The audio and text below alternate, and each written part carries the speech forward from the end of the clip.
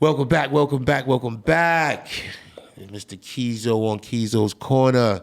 I got a special guest in the building today. My homegirl for a long time. We came up in this fashion industry. She's been doing the thing for years. She's still at it.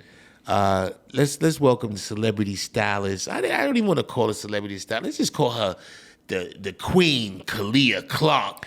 You know, the queen of fashion, Khaliah Clark.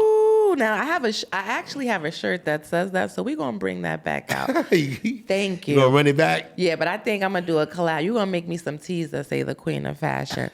Mama, I have made it. You could have been anywhere in the world, but I am sitting in front of someone that I admire, and you are a legend to me. Fashion royalty. I am in the building on your show. Can we give yourself a round of applause? Not for me. Thank you. Now, I appreciate you pulling up. I know we talked about this a couple of weeks ago, and I tried to get you in here. I was like, yo, I need you on my show. You was like, I'm ready. I prayed for this day. I said, what you doing next week? He was like, I'll be in Paris. I was like, okay. So then I waited about a week or so. I called you. You was like, I'll be home tomorrow. I'm still in Paris. I'm like, okay, boss lady. But how was Paris? It changed me. I saw some pictures. I saw some great pictures you took. It was nice. Yesterday's price is not today's price. Y'all done let me go to Paris. Now, you know I've been styling for over 20 years. Never been to a Paris Fashion Week. Right. Only went to Paris one time. Shout out to my guy, Eric Santiago, another stylist. We just went, we were in Amsterdam, so we're like, let's just go to Paris. We're right there. We'll never probably get that experience again. And that was during COVID. We were literally on the last flight coming home, or we would have lived in Paris or London for 2 years while COVID hit. So Paris was phenomenal, life-changing.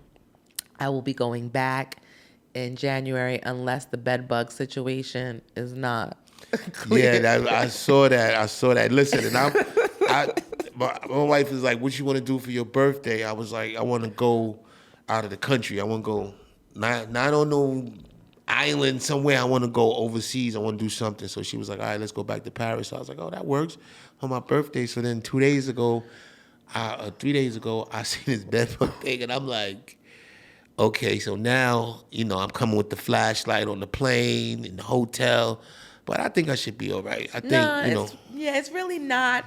They're making it it's a big thing because it went viral. Had someone not post the bed bugs, it wouldn't have been such a pandemic. And then that looked like a random bed bug thing. That didn't look like it was, like somebody was in somebody's house or hotel. That just looked like, Let me tell you, I was there in the city. I was in some places. I went a lot of different places. I even went to a place where someone was staying that I knew was in a hostel. Mm-hmm.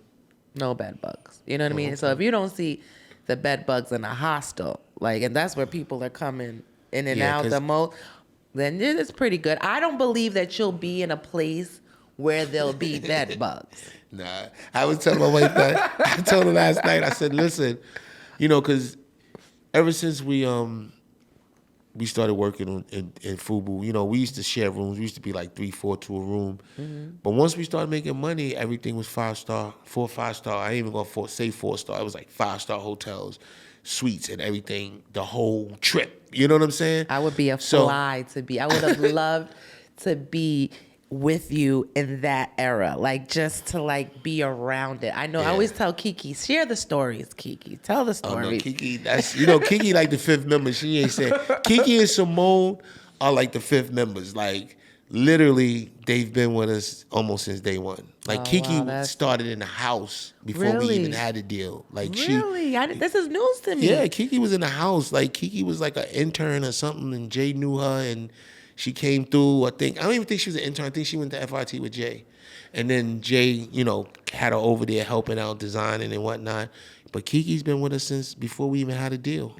I don't And love. Simone got with us right after we got the deal. I think like a year and a half after we got the deal. So they're like the first lady and second lady of Fubu. That's dope. The Fubu ladies. Who came up with that trademark of the Fubu ladies? Fubu ladies?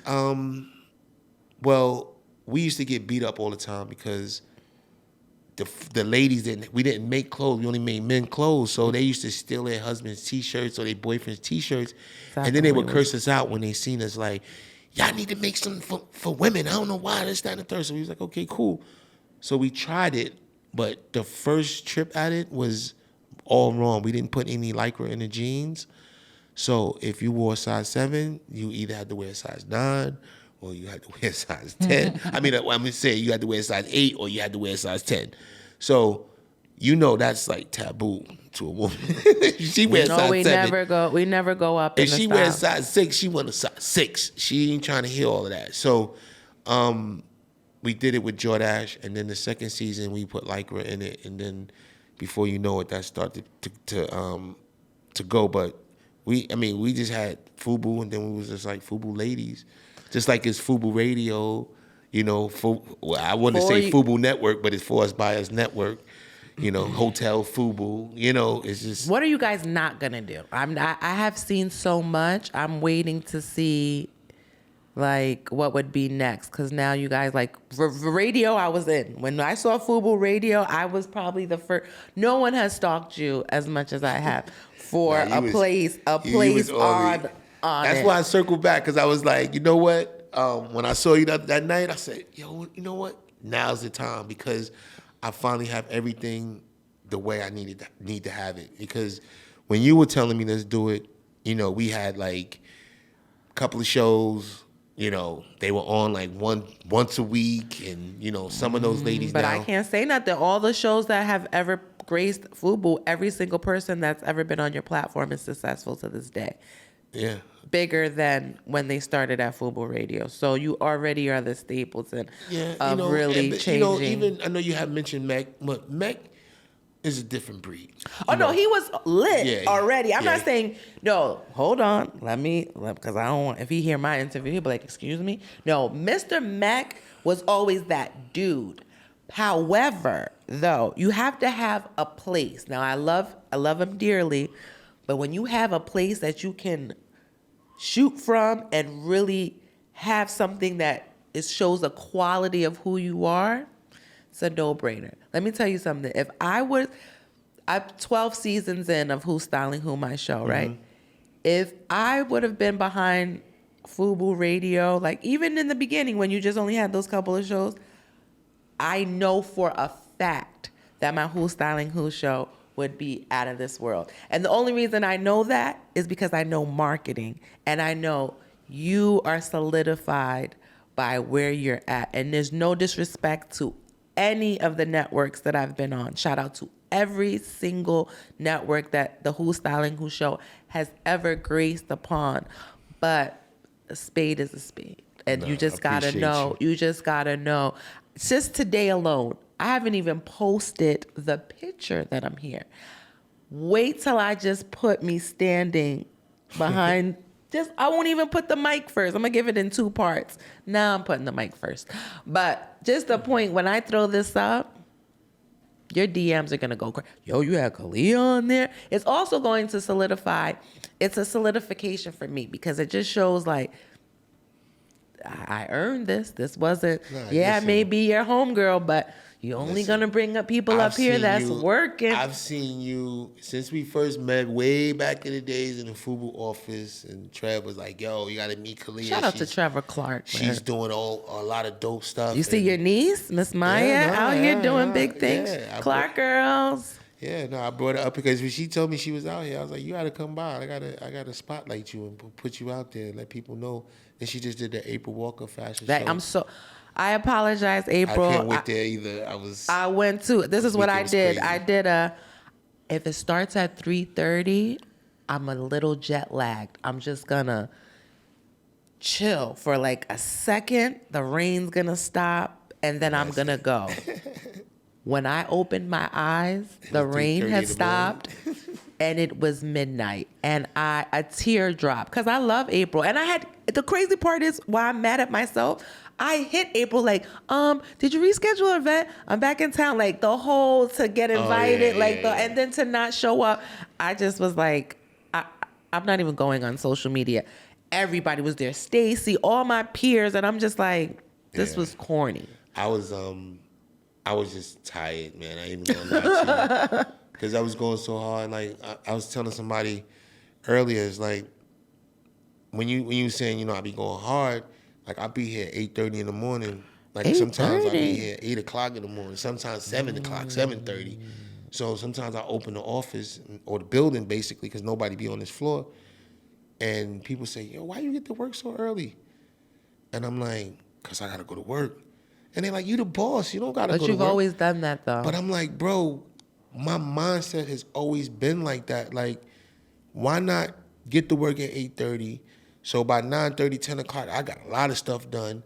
And then, I have more hours during the day to get things done. I said, this is how we work. And then I can go home regular time. Like, I can't tell you the last time I went home at 5 o'clock. Anywhere, any job. Now What's I'm like 5 this. o'clock? Is that a time people go home? Yeah, it's a time. Oh, I didn't know that. Oh. Like, I'll get up here and I'll be like, okay, 4:30, about to be 5 o'clock, I'm out. But I've been here 8 hours, 8.5 hours. Yeah, you know 5 what I'm o'clock for me is like the day is just beginning. Is like halfway started for me because it's like I still got 5 more hours before the stores close. Life for me ends at 9, like 9 o'clock. Whenever the last door, when they say the door's locked, you can't get it, then that means I can't shop for the rest of the day. Mm-hmm. But then my life still can go on because as long as I could get to a brand's house to pick up merch, I might not come home till like 1, 2 o'clock in the morning. I was talking to Peter and Nilsson about product placement and styling and whatnot.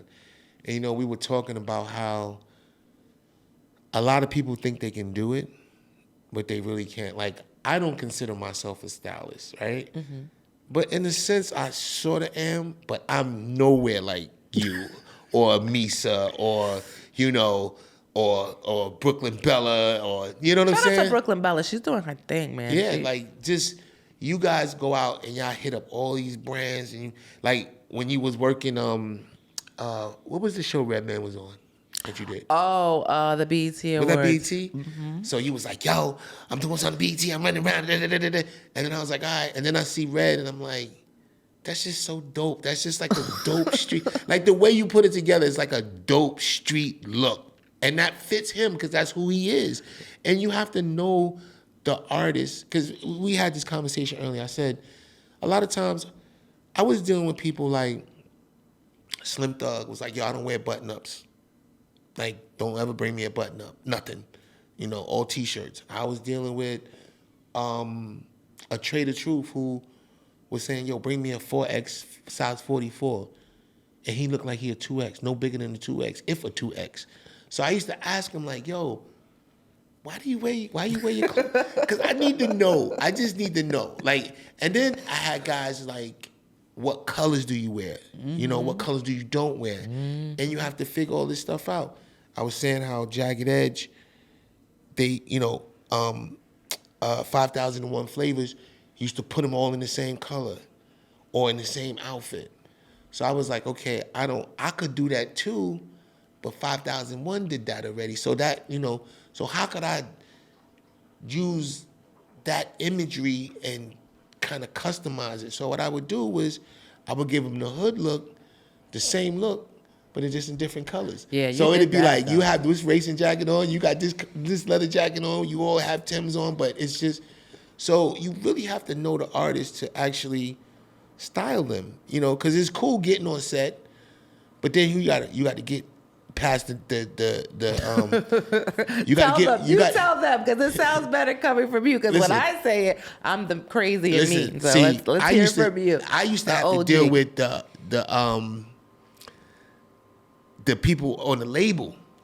So I had to get past them. And if I had relationships, they wouldn't bother me. They would just let me go because they know I either know the artist, I work with the artist, I'm always around, so they didn't bother me. But you had some labels that were like, you got a check, you got some money for us? No. Let's stay right there. Hold on. Let's stay right there. So, the check part. Now, as a stylist, right, we get paid. We get paid to style the artist or whoever we're hired for, right? Mm-hmm. How crazy is it? Let's go back to, you just said the label would ask for a check. Think about it now in product placement, right? This is before social media, right? This is hand to hand because people don't realize how drastic the game has changed, right? Drastic. I thank God that I'm even sitting here because it's literally the work that I've done now to keep me relevant, to have me sitting here, which people will probably won't even put two and two together.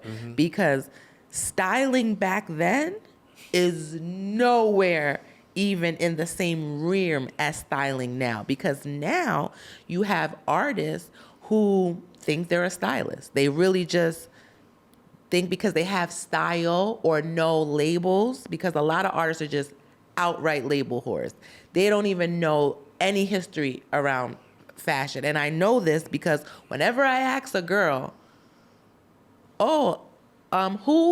who's behind Chanel? What's Chanel's, the owner of Chanel's real name? If they can't tell me who it is and they just say Chanel. Coco.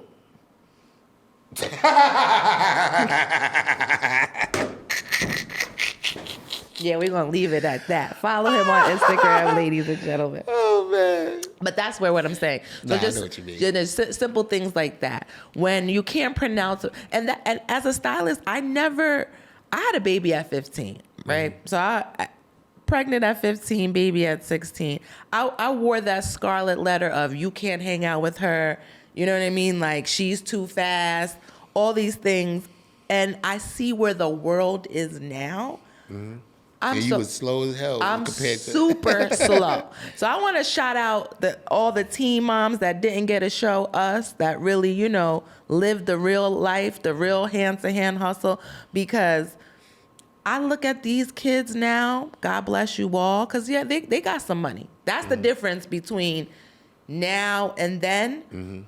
It's not the labels.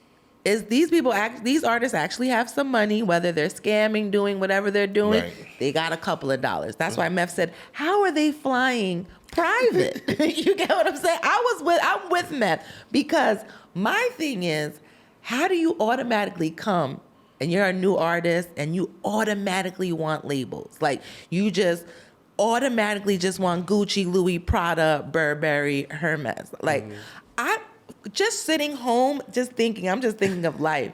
When I was growing up, like when I met you guys to get a Fubu, to meet the Fubu guys, because this is my era, Fubu, Anichi, Peli, Baby Fat. I think about the brands at that point because you remember Fubu was in an era where you guys were first at something in streetwear, right? But then you only had like Khaliah, Cross Colors before you guys, right? Then you only had April Walker because she was the female, right? I don't know nothing about fashion at this point. I just know Fubu because that's what I wore. And you're right, stole all my boyfriend's clothes of Fubu wearing the jersey. But that was my style. I was a cross between Aaliyah and Left. I was always a tomboy. So, but sexy. So if I had a T-shirt, I'm wearing it with high boots or combat boots. Still to be sexy because that was what I knew. But when I see now in fashion, the whole no gender thing is what really is kind of making fashion that anything goes. I love the fact that they bought you guys back. You get what I'm saying? Like they was like, Fubu is that brand. I've never not wore Fubu through the whole 20 years of my career. You always sending me pictures, tagging me on social media, like, look who's in my Fubu. I stayed true. I'm talking about if I found a piece, I bought it. And Kiki used to, because this is before social media, so people would run into me and be like, yo, you're Alicia Crutchfield. She's a stylist. She would be like, yo, you embody streetwear. Like, you really, but I just thought that that's what we were supposed to do. Like, I figured, like, why would we wear Adidas if it's not Black owned? Why would we not? We have designers, we have brands that are Black owned, right? So I just felt like it was my just due to have to wear Fubu. Like, and I think that for us was a big point, a selling point for us, because you had, obviously you had Cross Colors, you had Khaliah, but you didn't have like a Black designer. Like Khaliah to me was huge. Like, and Cross Colors, they were huge, but I wasn't a cross color. I didn't keep it 100. I wasn't a cross color. I didn't like, it was too many colors for me. I'm basic. Give me black and white, white, black, red, black and red and white. I'm a 2-color and I'm good. But, and I don't think I've owned anything. I might have owned a shirt from Cross Colors, but vaguely remember it. But Khaliah, every time I got a check, I was buying a Khaliah. I got pictures Khaliah, like just with the metal plate, like, and I felt good. So when we actually met him and he was introducing us to the game, it was all love. I was like, yo, so people sometimes try to skip over him and just not, obviously the people that know, you know what I'm saying? But people that know us or know the brand, they were like, oh, you guys were the first. And I'm like, no. Wasn't the first.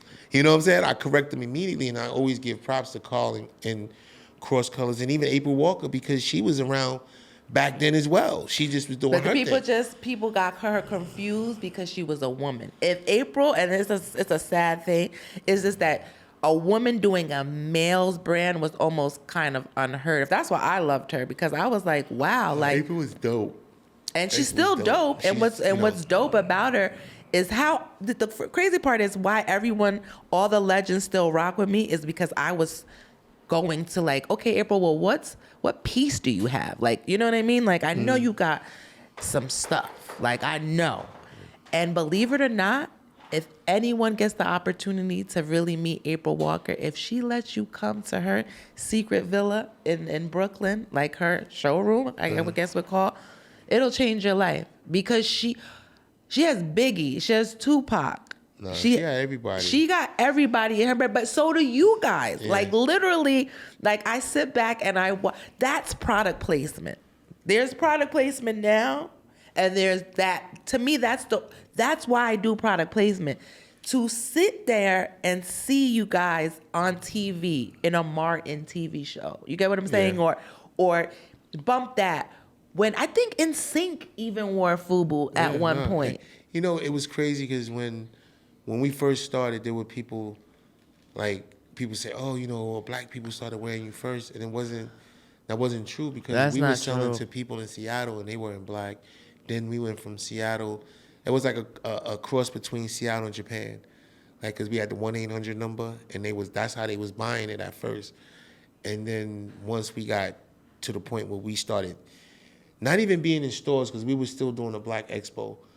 And then that's when, like, the black community, like, rallied around us and saw us and would come by the booth and was like, what's this? And we would explain it to them, and they was like, oh, I like this, And then they couldn't buy it anywhere else. So they had to come back each time to Black Expo. So you would have people that were about 1 or 2 shirts the first time. And come back. And then come back the next year and be like, yo, let me get 6. Let me get 2 for my kids. Let me get this, because y'all not in any stores, and I love these shirts. So the seeds that we were planting in the Black Expo, we didn't really know. We were just happy that things were selling. We were like, oh, this shit is selling out. But then at the end of the day, those seeds were planted, and once we got into the stores, that's how we did so well, because people were like, oh, man, they in stores now.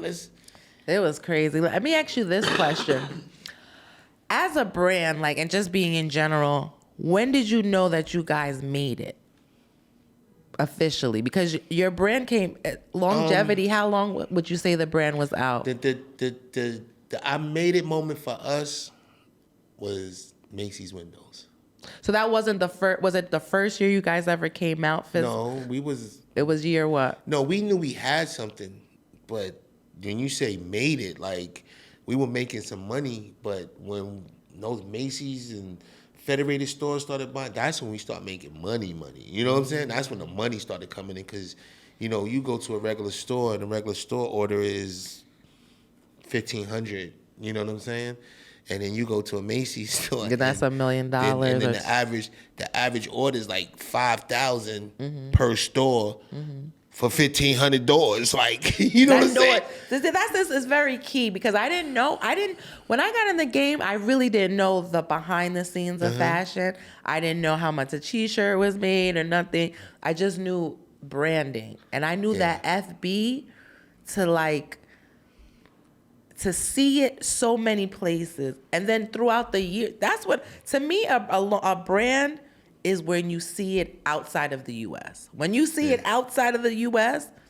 I think we're bigger outside of the U.S. than we are. But you've always been bigger because of the culture. That's what I'm just trying. That's why I try to make people understand, like, this game is not as rigged as everybody thinks it is. Yeah. You just got to really pay attention. Because they'll chew you up and spit you out in the States, real quick, whereas, States. Because even I remember when we first started, we only thought we had like 3 years. We were like, yo, average clothing line, like 3 years, so we got to make as much money as we can, And that was one of the reasons we were putting out so much clothes, because we was like, okay, they buying it, we can increase it. So we just kept increasing it because they were buying like that. And then we got to the point where when we got to that 3.5 year mark, we was like, it's about to be over right now. Like, what we gonna do? And then we was like, it's still going, Then 4 years came in. Then we were like, all right, we have to do something to try to extend this. Because it became from a fear to a plan. We was like, all right, we still here. Let's figure something out. So that's when we opened up our overseas market. I think it was like 2000, 2001. We had a guy, Bernd Ullman, went over there and just did his damn thing over there. And when he came back, at the end of the day, overseas, we had over 200 freestanding stores in places like Milan and in Saudi Arabia. I'm like, let me ask you something here. 'Cause, I need to know this. Who is wearing Fubu in Saudi Arabia? Because he was like, no, there's a hip-hop community everywhere. You learned that. And I didn't, I kind of felt it was, people listen to hip hop all over, but when they said everywhere, I was like, wow, that's deep, because that store did very well. Like, you wouldn't even believe. So we were able to build that market overseas. So when it was time over here, when we were just putting out too much product, and it's funny because it was two things that happened to us. We were putting out too much product where, you would go to the club and you would see 2 or 3 cats in the same outfit. So you either take off the jacket or try to mix it up, or, you know what I'm saying? Because you didn't want it. Some people didn't care, because they was like, I don't care. I paid $300 for this. I'm good. But then the other flip side of that is we had a lot of inventory. So we weren't getting distribution checks. I think we had like $26 million worth of inventory. So they was like, I gotta do something with this. I gotta break this down and sell it, and then we'd break y'all off. So I went to the warehouse one day, and it was like these big moving boxes, the biggest boxes I've ever seen, big wide boxes, and it had a lot of clothes that fell on the floor, came out the plastic, got dirty, so they were damaged, so you couldn't use them. So leather jacket, somebody rubbed against a piece of metal or screw and cut it, and it's damaged. You can't sell it. Mm-hmm. So all this stuff was in these big old boxes. So I go there, take inventory of it. Boom, I said, okay, I'm gonna come get this. We gonna give it out. Went back to the guys. I said, what we gonna do with this? They said, well, let's just go and give it out to the less fortunate. Said we can't do anything with it, and we bless them. It's the holidays, and we gonna do a good deed. So we went, gave it out, went to a couple of shelters and gave our clothes out to people and whatnot until we knocked everything out. We didn't think about the after effect of that. Mm-hmm. We just thought about the good deed that we were doing for the holidays. You know what I'm saying? So, I want to say 2 months after that, it was like, oh man, look, they got this person in boom, I ain't wearing that, and whack. And then they started talking about it and putting it in the magazines and all that. And I was just like, so that's kind of like what really kind of brought us down here. Because then it was. But say that out loud, but don't you think that is terrible? No, it definitely is. But what you're gonna do. We A did lot. it. We never did that to any other brand. That's scary to know Black African Americans, the same people. This is what I tell people. How do you protest in Gucci and Ferragamo and not wear Fubu? Like, make it make sense to me. Just make it make sense. How do you stand up here, all of us? Like, all of y'all are supposed to be you're supposed to be been billionaires so that you could came back and give us all jobs and buy the block. I say this, and I say this with the most boldness, right? I just came from an event. Shout out to Steve LaBelle. It was called the Black Jew Alliance, right?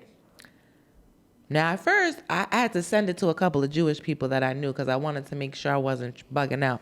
I'm like, the Black Jew Alliance, right? So I'm thinking it's a whole bunch of black Jews.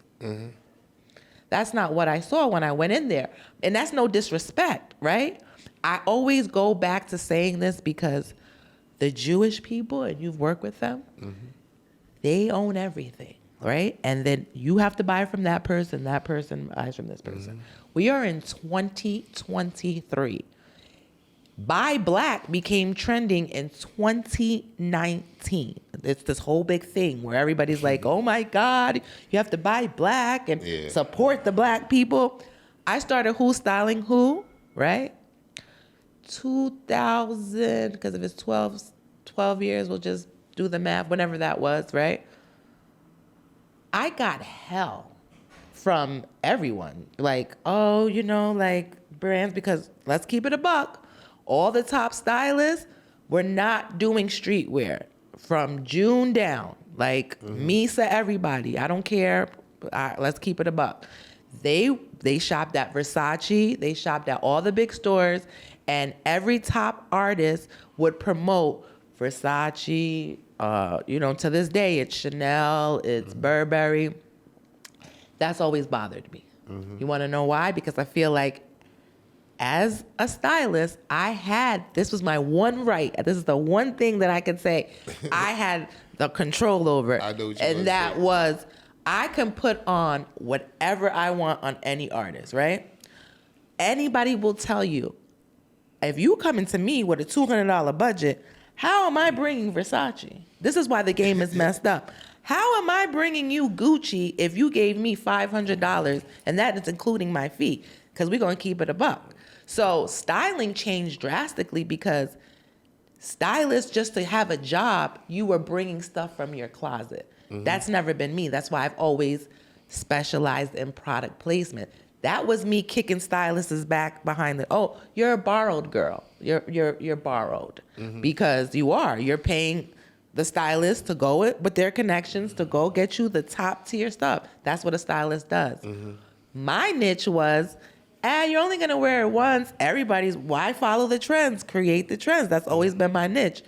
I'll come with a Sean John. I will come with a vintage Fubu piece, right? If we're shooting a movie in 2000 time period, why are we only have these labels and not the other labels? Outside in the real world, we wore Fubu. We wore a whole bunch of other brands. We wore Juicy Couture. You get what I'm saying? But we also single-handedly built up brands and tore them down. We did that. Because if you go into any of the other houses, there's people that still have Fubu in their house. A rich man, a Steve Jobs probably, because they care about the t-shirt and the quality of the garment, not what you telling me is hot. And I never wanted to be that girl in the club with the same things that everybody has on. That's just never been my thing, right?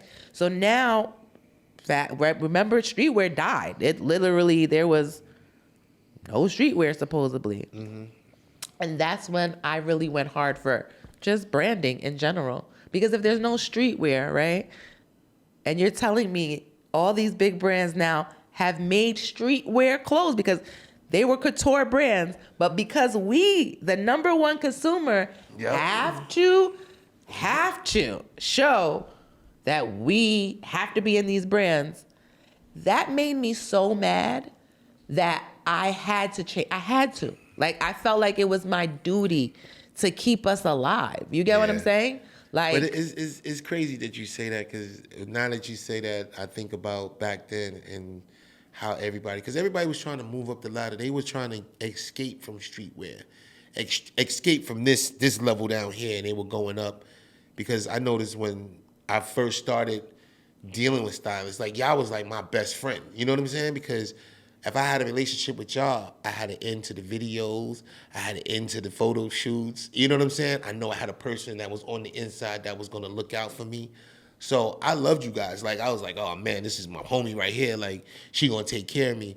But then you started to see some of these same people kind of start getting the upper echelon of artists or movie stars or whatever, and then they quickly got away from the streetwear. They were doing, like you said, the high end brands. But what is like high end though? This is what I always try to figure out, right? I always look at Tommy Hilfiger and Polo, right? Mm-hmm. I remember Wu-Tang Clan, right? Wu-Tang Clan. Anybody that blew up, they were the street Bible, I would say, of like fashion, like, you know, your book, your portfolio. Mm-hmm. They wore a lot of Tommy Hilfiger, so it was only right that Tommy put them in the ad, and you know they did all that thing, right? Mm-hmm. But let's say if they never wore that, right? People were robbing and stealing to wear Polo. The history behind Polo is Polo was a poor man. That's not even his real name. You know what I mean? He changed his name. But if you don't go and dive deep into it, you'll think, wow, Polo just came out with these great pieces and there was no real struggle behind it, mm-hmm. right? No, he has a story. He'll tell you if you paid attention. Mm-hmm. We don't pay attention. We want to erase history. I would never. There's so many people who be like, well, I never wore Karl Kani. I got fly. Okay, so you got fly, didn't give the money to a black man, gave crack and heroin to your own people, destroyed them, took the money and went and gave it back to the white man. Oh yeah. These are the times why I say I love being black, but we are the most warped, and I don't care who, you can unfollow me because that makes no sense. Yeah. It just. But you know, that's just morale, you know, people who have, you know, just good sense, because you're not going to, like, the things that we want to do or would expect somebody to do, they're not necessarily going to do that. So, like, I used to tell my mother when I was young, I said, why you feeding all these people and we ain't even got enough food to eat? She's like, don't worry about it. You know, it's going to come back to me. I'm blessed. See, and I used to be like, bless my ass, and I'm starving up in here. I want more, and you giving it away. But I started to learn years later what that meant, and it's like when you was talking about me earlier, it's like I live by the fact that I do unto others as I want to be treated. So I'm gonna treat you like, okay, hold on, a king or queen. You know what I'm saying? Shout out to DJ K Slate. I had to cut you off. You came to DJ K Slate's video shoot, hand delivered the man, Coogee, and you're the owner of Fubu. Yes, you guys have the license for Fubu. Uh-huh. Who does that? But that was me. Like I was that person. Out of four person. people, you were that person. Yeah, because those guys, they didn't, you know, that wasn't their lane. You know, Damon was the CEO, so he definitely wasn't going out there. Jay, you know, he was right under Damon, so he, you know, felt like he didn't need to do that. And then Carl was like, hey, you better at it than I am, so you do it, you know. And that's how I built my relationships with everybody, but they used to call me the people person. You know what I'm saying? So it's like when I go on set, and it's funny because I was watching, who said that? Busta said it on BET. He said he used to go up in the studio with his weed and this, that, and third. So I used to do the same thing. Like I used to go, before I go to any set or whatever, or any trip, I would go get the fire of the fire, and I would go and sit down with everybody, and I would smoke with them. You know what I'm saying? And that's how we bonded. That's how the relationship started. So when Busta said that on BET, I'm sitting there, I'm just laughing. I'm like, wow, that's crazy, because I did the same thing. And it paid off because you were able to be around people you normally wouldn't have been around because of this one thing. But then that's going to get you in the room, but what's going to keep you in the room? And what kept me in the room is being humble, they looked at me like, dude, you don't even have to be here. Like, you could have sent somebody here, but the fact that you are here is, like, I remember one day I did Bun B's video shoot, right? The video shoot, I flew to Houston, and I'm in Houston. I hit my boy Red Boy up and said, yo, Red, where the video at? He said, I'm about to text it to you right now.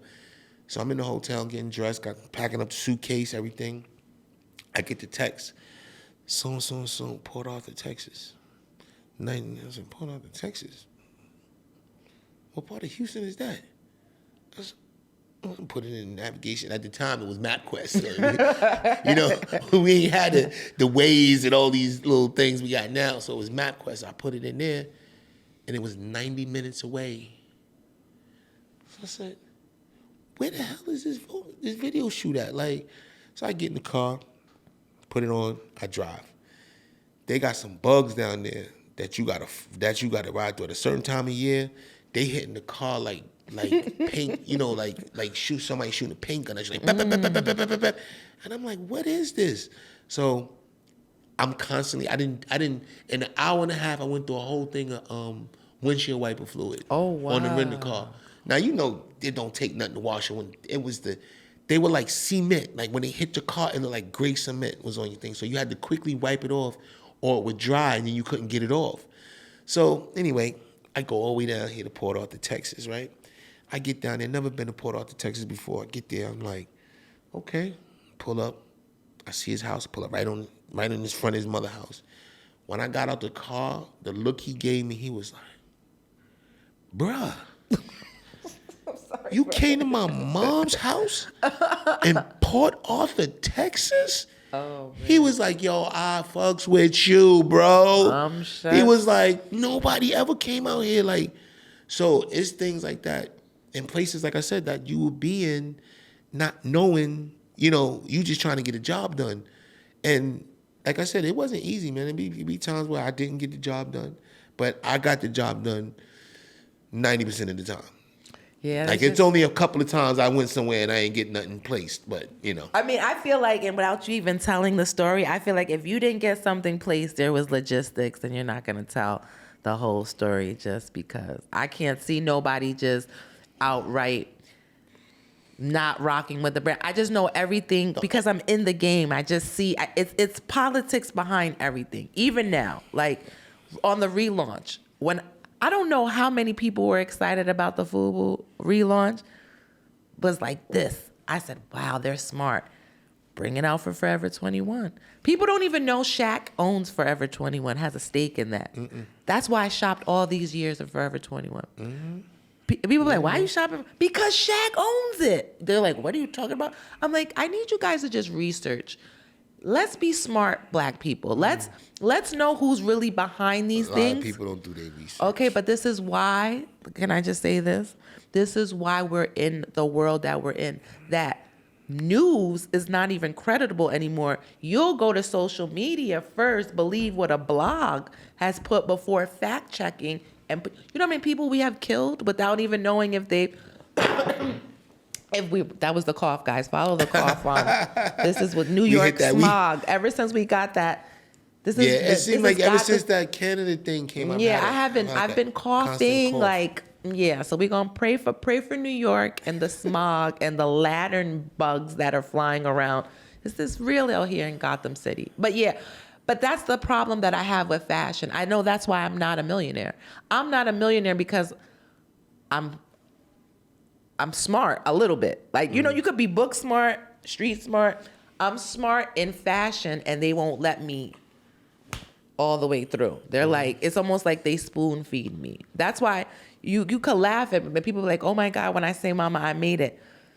God is my publicist because the OGs in the game, outside of you, and this is no shade, I love you all, y'all are some bitter people. You get what I'm saying? And it's a handful of you guys that really utilize us, because I'm at the cusp. I'm definitely age, but I'm not a spring chicken. Right. You know what I mean? And that's why I have to tell these young girls who constantly, because the new group of kids, they're entitled. It's just a level that I've never seen in my life. Like excuse me, hold on a second. And that's because we wanted to do better for our kids than us growing up. So you heard how you said, "Ma, why are you feeding the kids in the streets when we don't have?" That's what we were taught. Now these new kids, because they got everything given to them, they're not impressed by anything. Mm-hmm. And then when they find a Fubu hat and they put it on, they're like, "Nah, we just made this hot." How did you just make this hot? It's been out before you. You didn't even know how to wipe from front to back when Fubu was out. So how did you just make? Because I bought, and the only people that I will ever say who can stay strong and say that they remained is the retro kids. The retro kids, they remained hip hop, streetwear, 90s, 80s, whatever. Flat tops. Gumbies. Religiously. So they can say, yeah, we stood strong. And all you newcomers who decided, because remember, y'all wouldn't wear baggy jeans to save your life. Now we're back into the flare jeans, the bootcut jean. Yeah, I can't do that. The stacked, what do you feel about stacked denim? It's cool. I mean, would Fubu do a stacked denim? Probably. Would you do it because it's trending, or you just love the jeans? No, we would have to already have done it before it started becoming trending. Like, because even if you do it now, and that's one thing we learned in the fashion business too. Like, once you see something in the stores, don't chase it, because it's either on its way out or it has by the time your stuff. Because production when you go overseas, people, is 9 months sometimes to a year before you get it right. So by the time that you try to jump on that trend and it's already in stores, by the time yours comes out, that trend is damn near leaving. Because it's funny, because I'll tell you another story. We had, in 2004, we came out with skinny jeans, right? I'm so happy with skinny jeans. 2004, and I won't even say skinny jeans. I'll say slim fit, a slimmer fit. It wasn't no jeggings or not the jeggings or your calf huggers. It wasn't that type of jean yet. But we came out with the slim jean, and we did the trending and forecast and all that stuff, and this was what was coming down the pipeline. So he was like, "Yo, the jeans about to get slim, and I ain't gonna be that baggy anymore." So we developed them, had everything ready to go. The stores wouldn't buy them. They would not buy them whatsoever. I just believe we had to off price them or sell them, So we were like, damn, we really had all of this stuff, and now we don't. We had all this stuff coming down the pipeline. Now we can't even do this because they're not even buying it. They won't even buy it from us. Oh no, them skinny. No, my customer wants the baggy jeans. So then fast forward 2-3 years later, here come the skinny jeans. And everybody's buying them and wearing them. So there was a couple of instances we came up too quick. NBA, when we got the NBA license, all the 29, I think it was 29 teams at the time. When we got that, people didn't understand snap away velour suits, team leather jackets, and just all this stuff. And we had the regular nylon snap away pants and just all of this stuff they didn't really understand because it wasn't out. Everybody was still wearing the team jersey, And by the time we shut it down, then that's when everybody started wearing NBA stuff. And we were like, so then 2-3 years later after that, they like, yo, we're gonna buy the NBA stuff. It was like, bro, that was we had that for a couple of seasons and that was it. It wasn't a long-term license, but we was always sometimes ahead of the trend, ahead of the curve, and that's not good a lot of the times, because it's good because mentally you're an innovator, but the sad part about the industry is the game is nothing but copycats. That's why But one of my hashtags, I don't follow trends, I create them. Think about it. As a stylist, I could have easily, first of all, they don't even really know me in the labels. That's the crazy part. And I know some key players in the label heads. When I came into this game, I came in more so of the party girl. I stayed true to it. I used to go out all the time. I didn't even know you were supposed to intern at 18 and then like, stay, and then you'll get bumped up, and then you could be like really big by a certain. So like I was a girl that was clubbing. Then I kind of paid attention. I'm like, wait a minute. I need to get next to the DJ. I was underage, so I'm like, I need to become friends with the DJ and the security. Then I found out that bump the DJ, he really doesn't have that much pull to get you in. Security is top tier. So all my friends were security. Show the big dude love. Like, mwah, he gonna pull me off that line. Who you with, Khaliah? Me and 10, like that. And that's how I move. I learned that. If y'all all sweating one person, like these people, I don't want to be. And I'm in the industry, but I'm not in the industry because there was a culture con. You would have thought who's styling who would be right there. I should be one of the top media people to sit down with, and I'm not. And I'm okay with that only because I'm not in that circle of people that are kind of controlling this. I look at, and there's no shade at Carisha, please. Yes, she's getting 5.2 million, right? But you have Diddy behind you. Take Diddy out, and you not being a city girl, you'll be right in the totem pole with me. But the fact that you're beating all hip hop, you're beating Joe Budden's podcast, you're beating out credible people that have already been in the game before you, I know the game is rigged. I know that it doesn't matter what I've done for 12 seasons. If I really want to blow up, I got to tell. I got to tell something that's going to shock somebody. And I don't feel comfortable of that as my claim to fame. Every day I wake up and battle. Am I going to just go out and get it? Or should I go pull in the vaults and tell something? Yeah, no. And just be like, viral moments, and here we go. Oz wants to go viral. Yeah, like, you know what I'm saying? Today, I can ruin a home. I can, you know what I'm saying? I can destroy somebody's life if I want to. For us, too, that was the beauty of it, that we didn't have that pressure of being under that scrutiny of social media back then. Because we had so much fun. When I look at old pictures of people, how we grew up and where we was at in the time, and even the dress. Like, nobody was out with a see-through bodysuit on. You know what I'm saying? Titties out, pasties. You know, Little Kim was kind of like the first one to do that, and she wore it proud. But she was little Kim back then. She was, she wasn't even thick Kim back then. But that's so long ago. You know what I'm saying? And for the average chick out there, when I look at it, I'm like, man, these girls are fully clothed. Like, I have so many pictures that I look through, and everybody's clothed. There's no, you might have a picture here and there, like I think I seen a picture with like Big Les. She had on like a bathing suit top, but she had on a dress. But, that was kind of like the style back then.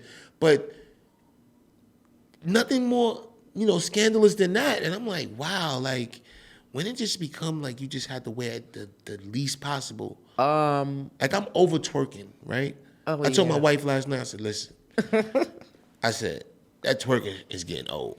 But twerking is the doodle brown with a new name. That's all it is. But I hate the fact that, artists will go up and they'll be like, yeah, so. And I'll just be like, come on, really?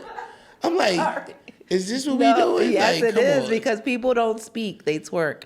They don't even walk. It's called let me tell you something. I don't come outside, one, because it costs too much money. Like, I'm at the point now where I'm like, Jesus, to have a good time I'm spending $200. And that's me on my own, because I don't want to have to drink from your bottle. I don't want to sit next. Like, I'm the girl that I'll buy drinks just so I know that I could go home to my bed by myself. I don't owe you anything. You know what I mean? I don't have to pay for the dinner. I just go take myself out. And guys are like, you're different. You're like a dude. That's disgusting how would you call me a dude and then try to sleep with me because I have characteristics of just treating my own self? Like, I don't want to go out to eat to have to sleep with you. I just want to go out to eat. So I'd rather... You don't need the pressure. Yeah, I'd rather just, hey, guess what? When the bill comes here, I'll pay for it and blow your mind. And be out. And be out. Bye. $150. Less mileage on my vagina. Like, I'm good to go. But it's just, that's where the world is. Now I know girls, like there's certain people I won't even hang out with because they only come out for the meal. They only come out because it's open bar. They only come out because, my friend's going to carry that. I don't like people like that. No. Like, it's okay to utilize me. Don't use me. And that's where we're at in the world. Like, a lot of people are using each other. I hate to split the check. I hate to, we're going to split the check. Oh, yeah, don't invite me out. Yeah, please don't invite me. Especially if you ate a whole bunch of, that's the new thing now. Yeah, no, because they eat, they eat, right? And then they eat things they never ate before. Like you ordering lobsters and this and that, and then you got like 4 or 5 drinks, and your person got like, and this other person got 4 or 5 drinks, and I don't even drink. I'm drinking water. Like, and I'm not saying like El Cheapo, because I'd rather, if I'm going to take somebody out and I'm like, yo, let's go out, I'll pay the whole goddamn bill. I don't need nobody to pay nothing. You know what I'm saying? But I just hate when people invite you out under the guise of, hey, we're going to go to dinner, this, that, and the third. And then it's like, when you get to dinner, it's like, hey, how we doing the bill? Like, no, we'll figure it out at the end. No. And then at the end, they like, the bill is $2,700, and then I ate, and I literally had... An appetizer. Had not even $150 worth of food. I don't do that. Right? So even if I give you $200, you looking for me to give you $400, $500, $600 on the bill, I'm not doing that. No more. No, we're not doing that. But you know what's also, too, that's why I would hate to be you, because I know sometimes people might even, I don't know if they do this now, but I know probably at points of your life, that was a question I was going to ask you. Like, how do you handle from Keith, 2000 Keith, to 2023 Keith? You put an AKA in front, and after Keith, you put Keith, AKA, I ain't got it. Okay. Because I realized that people, they use you. They use you for what you got and how much money you got and all that.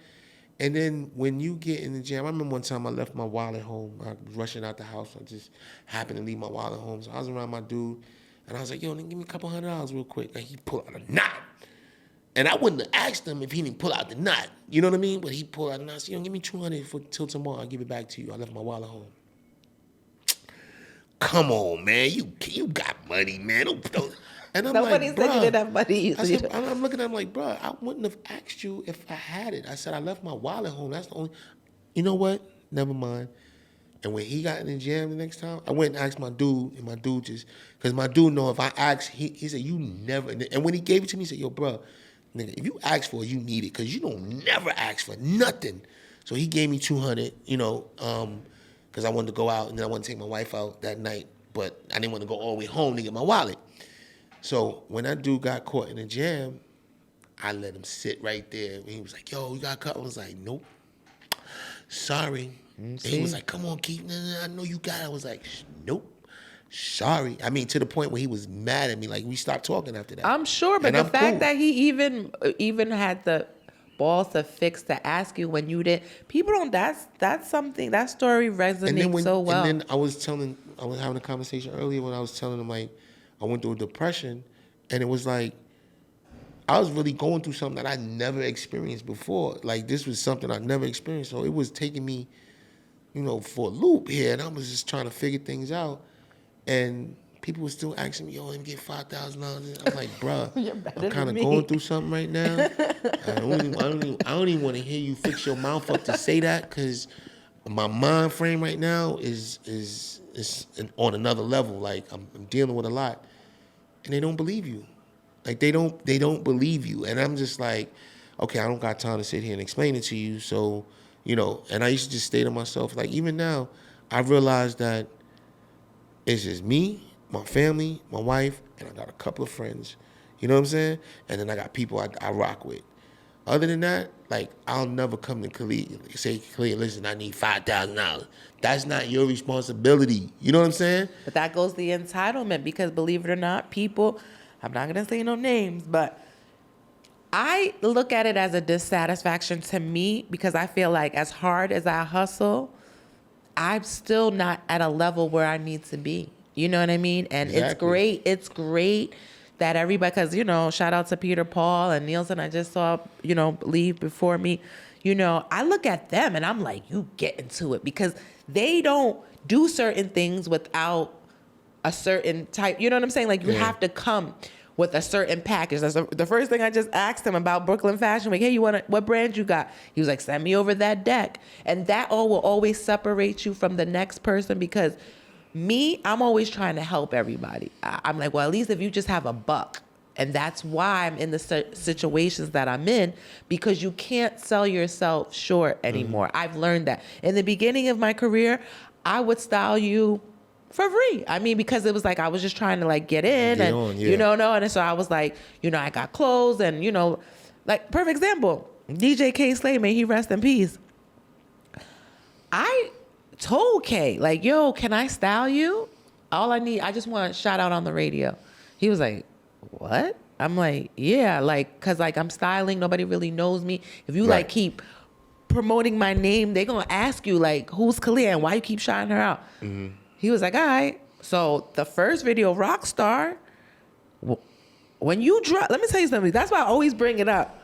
When you came with the box, and I was like, no, you come bring it to him. But just tell him that, when he saw your face, what was the first thing he said? He was like, yo, took off, he was like, oh no. Took off the outfit he had on and put on and was told everybody. When I tell you, because you didn't stay long, because you was like, oh, yeah, there's a lot going on here. Like, I just came. Stick and move. I just came to show you love, Khaliah. Yo. Yeah, now K-Slay was a good dude, man. Like, I have a lot of respect for people until they show me not to. You know what I'm saying? Mm-hmm. Not to respect them, because if I rock with you, I love what he was doing. I love the angle he was coming from. I love his history he came from. And then, he felt like me in a sense, because he was trying to do good for the community and for the people who couldn't, get to that point and to that level. You know what I'm saying? He really did his thing. So, but, rest in peace. The good go young. You know what I'm saying? So why is that? My question to you is, how did you survive? I know this interview is about me, but I really feel like, because I don't know if I'm going to get this opportunity again. I just want to know advice, like, what would you tell somebody? Because I'm at that point right now where I can't really trust nobody. I don't know if guys is kicking it to me because Khaliah Clark or Khaliah Clark, the stylist. Like, I'm so scared. And, a lot of people attach themselves to me like, yeah, that's my girl. Like, I feel like if I'm not claiming you, you know what I mean? How are we together? So how did you move? Because you've always been married, right? The whole time you were? Yeah, well, I got with my wife when we was in the basement. So it was like 96. I got with her in the 96. Like, she stood throughout the whole entire time. But she been there the whole entire time. Y'all should do like a podcast of like couples to. Yeah, I might bring it in here, babe. Babe, you hear that? So get your talking points on. I'm gonna bring you in here and we're gonna sit down. What advice would you give? But what I did, like, pay attention. Be that person. Like, I guess what happens is people get to a point where they get money and, the fame and the girls and all that start coming around, the yes men and all that start coming around, and then you start believing that. You start getting that in your head. So what I used to do was I used to watch people, how they dealt with their significant others. And I'd be like, okay, I'm sure I'm not going to make that mistake. And communication is key. So I would communicate I would do things like, I would say, hey, when are you going on vacation? What are your vacation times this year? And she was like, oh, I took this, because she has to make it at the beginning of the year. Mm-hmm. So I always knew her vacation first. So I would look on our calendar and see when I wasn't going to be somewhere. Aww. You know what I'm saying? And then I would do blind trips. So I would be like she told me one time, she was like, I've been traveling a lot, ever since I was little, but I've never been out of the country. I was like, yeah. Okay. You took her on her first class. First class. Follow this man on Instagram, ladies and gentlemen. First class. I took her because first of all, she never flew first class, so I wanted to do that. She never been out of the country, so I wanted to do that. And then when I got there, I had a travel agent. He was like, what do you want to do? And I said, man, we got to find me some things to do because I want to blow up mine. He was like, all right, I'll call you back. Then he called me back. He's like, okay, the trip, the cab ride from the hotel, from the airport to the hotel is 40 minutes. And it's going to cost you roughly about $90. The helicopter ride from the airport, which lands on top of the hotel, is $275. What do you want me to do? $275. Book the $275, bro. So she's in there. She's running in there. She's like, come on, let's go. Because she's she's out of the country now, so she's ready to go. I said, babe, hold on. Wait, we got to go over here. And she's like, no, man, this is the exit over here. And I'm like, trust me, we got to go over here. So we went to like another little side. And then the helicopter came out there. She's like, you getting in the helicopter? I'm like, yeah, we getting in the helicopter. That. So it's things like that I would do, just because, and I would make time. Like, it's hard and then, she is really into her family. So she wasn't with me, she was with her family. She got about 7 sisters or something like that. Oh, you couldn't do anything if you wanted to with 7 to 8 sisters. She got buku girl cousins, you know what I'm saying? So, and aunties and all of that. So they all get along and whatnot. So it was just trying to make sure that I made time. You know what I'm saying? And that was it. And listen to it. Like, sometimes you get to a position where you get dismissive and you be like, oh man, I don't hear that shit. I just knew what I had. I was like, you know what? I'm gonna play the role. I'm gonna try to do the best I can. And then, it was bumpy here and there. Like, sometimes I got beside myself. Sometimes I screwed up. But she forgave you. But she, it wasn't. It was a lot of going out to these stores and buying these, coming back with these big old bags. So that is key then. I'm sorry, baby. I'm like, then she put me through hell for a while. So it was like, but we didn't give up on each other. You know what I'm saying? Key, right? And that's what's key. Like, a lot of people look for outs. Like, yo, you cheat on me one time or you do this, I'm out. I just want to find someone to not cheat on. No, I'm joking. I'm just joking. This is totally joking. I'm so excited. No, I want to thank you for having me, though. Like, I didn't really want to showcase, because I feel like I do a whole bunch of interviews. How many times are you going to say who you work with? Like, I'm living my dream, ladies and gentlemen. Yeah, we didn't even run down the line. You know why? We don't have to. It's like, hey, follow me on Instagram. Look her up. Listen to me. I want to thank. And I'm not cutting my time. I just know that when people, listen, I'm so in awe of living my dream. Like, this is, again, like I tell everybody, if you're paying attention, 15 pregnant, 16 baby. My whole life has been just a whole story. Like, everything that possibly could go wrong can go, right. As a woman, they only really see you as one way, and that's on your knees. I could keep it a buck with you to everybody listening, and as a woman in this game, just to be even taken seriously a little bit, you got to work. You got to work so hard that you got to outwork the men, and the men got to look down and be like, yo, I respect her, like, because that's just what it is. And I'm just thankful to finally, like, be up here, to be amongst my peers. When they see me, when I hear people be like, yo, I see you. Whether you like my picture or not, that's all I feel solidified. You know what I'm saying? I feel like I made it. And I thank you from the bottom of my heart. You're welcome. I thank you because I'm going to use this interview as a cross promo. Like, I interviewed the legend. This is going on my fashion royalty page. What's funny is what I see with you was consistency. And that's what's going to get you in the door. Like, a lot of people tell me, yo, I saw when you first started this radio station, and you started like this. Now look at you. And I'm like, I was just consistent. I try to stay as consistent as possible. And that's what's really going to get you over the hump. And, I've seen you throughout the years. Gave you so many packages. You come up and listen, I need this. And I'm like, all right, here you go. And then what I liked about you, too, is you took whatever you can get. Like if you be like, you ain't got no hats, you ain't got something. I need something. You gonna give me something? Give me a T-shirt. Like it wasn't like, oh, I need the leather jacket, and if you don't have that, then I don't need anything. It was like, so I saw you being really consistent and busting your behind and being on all these sets and styling on these people. To now and then I look at you now, I'm like, look at Khaliah doing the thing. She's styling everybody now. Like, you know what I'm saying? So kudos to you. Thank you for pulling up. Thank you I appreciate for having you. me. Make sure.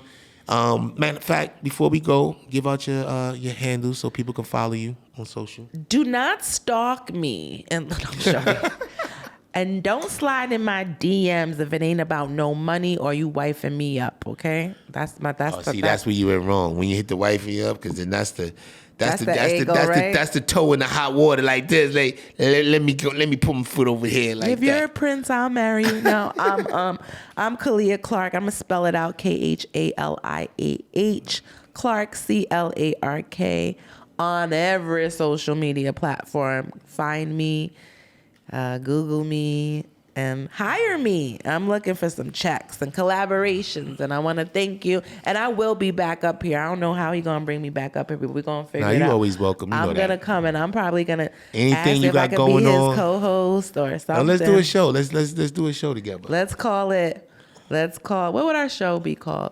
Can we just bring my fashion royalty segment in here? Yeah, so we could let's talk fashion. Let's talk fashion. Because a lot of brands. times, let's talk fashion. Let's talk brands. Because a lot of times people don't know what really goes on behind the scenes. Yeah, that's that's a whole show right there. And they think it's easy. Oh, I'm gonna create a brand. I'll get some T-shirts and I put my name on it. No. It's a lot more than that. So maybe we could do that. Yeah, we could probably do like a monthly segment where I get to come up and I bring. Is she working it now? She said, monthly. Or every 6 months. No, I'm just joking. Listen. A dream of mine has already been fulfilled. Like I'm gonna get that picture. I'm about to post it, and I'm lit. Mama, I made it. So thank you. Big shout out to Fubu Radio. Big shout out to you, Keith. Big shout out to everybody who's a part of this Mamante that's bigger than a moment. Follow is it Fubu Radio? Yep. Follow official Fubu Radio Instagram. Follow. And what's the name of the show? Keeyzo's Corner. Keeyzo's Corner. Weekdays 2. Oh, you got 4 hours? Yes, sir. Oh, that's bold. Yeah. Because us black people, we got ADD. We can only 15 minutes. So. Oh yeah. Though the interview. 2 to 6. I'll keep the interview between 15, 20 minutes, and then 90 people. You can go follow us on U42 for the full interview. But I'm outside. I'm here. Right. Thank you for having me. Appreciate you. Keeyzo's Corner. This is Keith Perry with Khaliah Clark. We out. Bye. Peace.